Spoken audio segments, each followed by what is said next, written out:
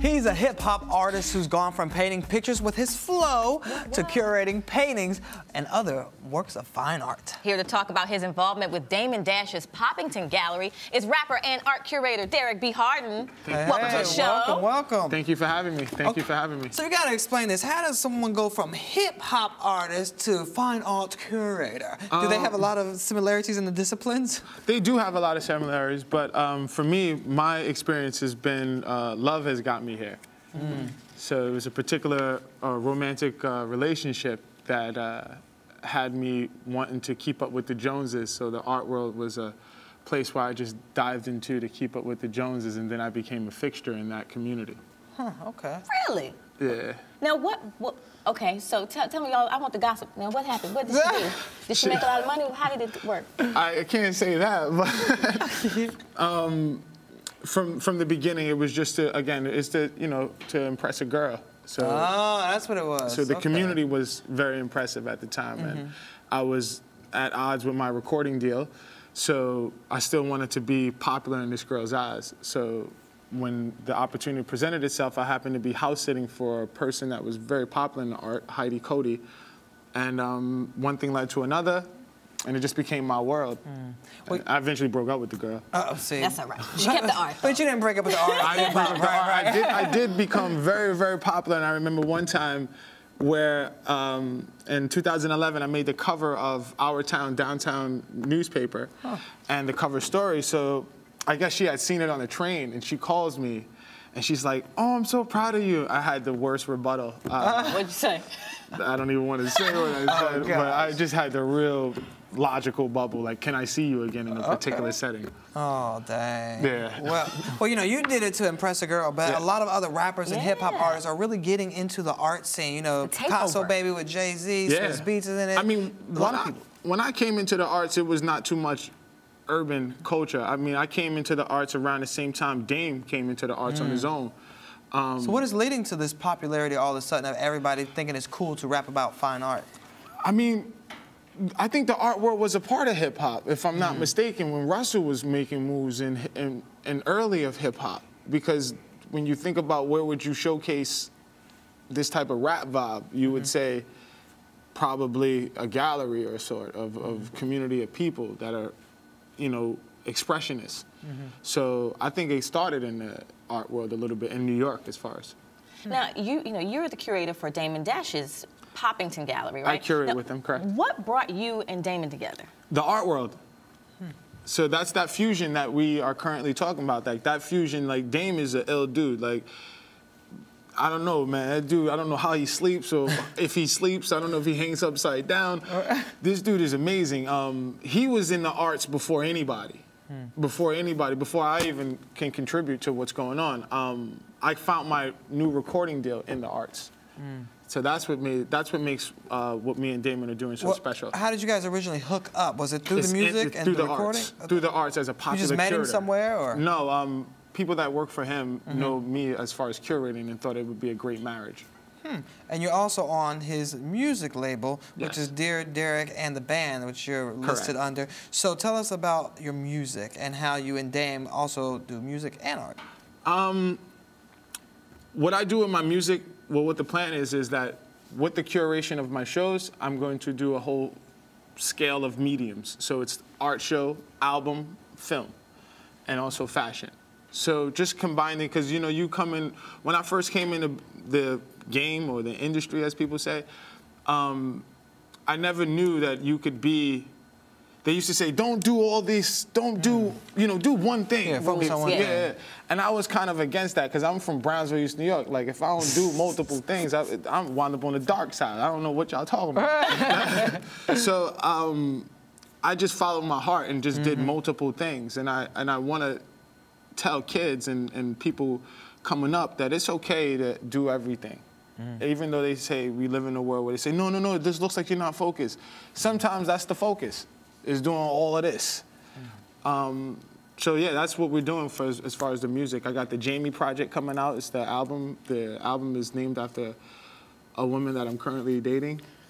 We love the trend. Yeah, I see the trend. Inspired by a lot of the ladies. No, but it's inspired by love. You know, like some are inspired by money, some are inspired by love. So, you know, Jamie inspires me. She's an amazing woman. And she is the title of my record. So it's like I'm fundraising to have a family. Wow.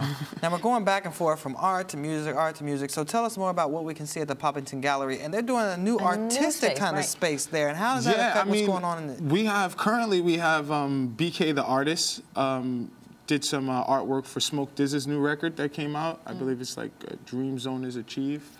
I'm not 100% on the title, but Smoke DZA just released a new record.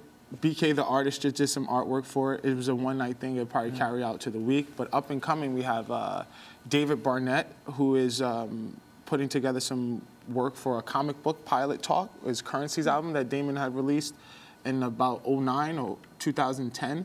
So they're doing a comic book series on that, Pilot Talk.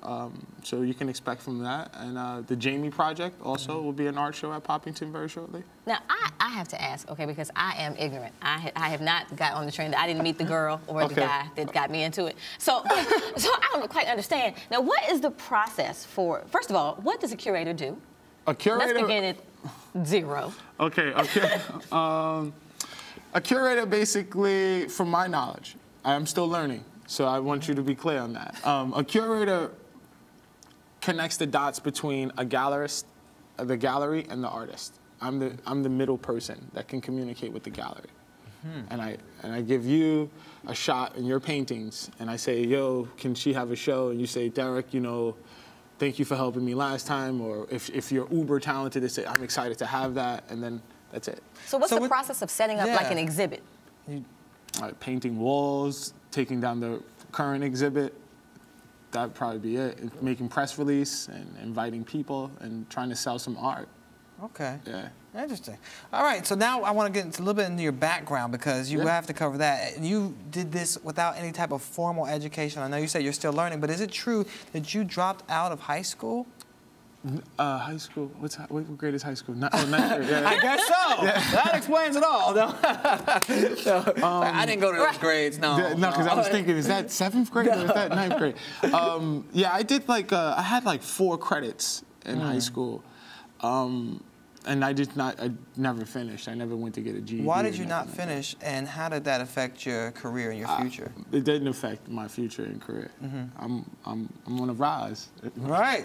That's why you're here. Exactly. But, you know, now one thing I do want to touch on, because you had a life that had a lot of tragedy in it. Correct. Right? You lost your mom was addicted to drugs, correct? My and mom, you lost your sister, and my brother. Right, and raised in a relatively tough neighborhood, at a certain point you got into dealing drugs. How, when you look at kids who may have come, you know, down that path, how do they get to a rise? How do they get to this place where they found something that fits for them, that they're able to walk toward and leave that I don't know. God, bro.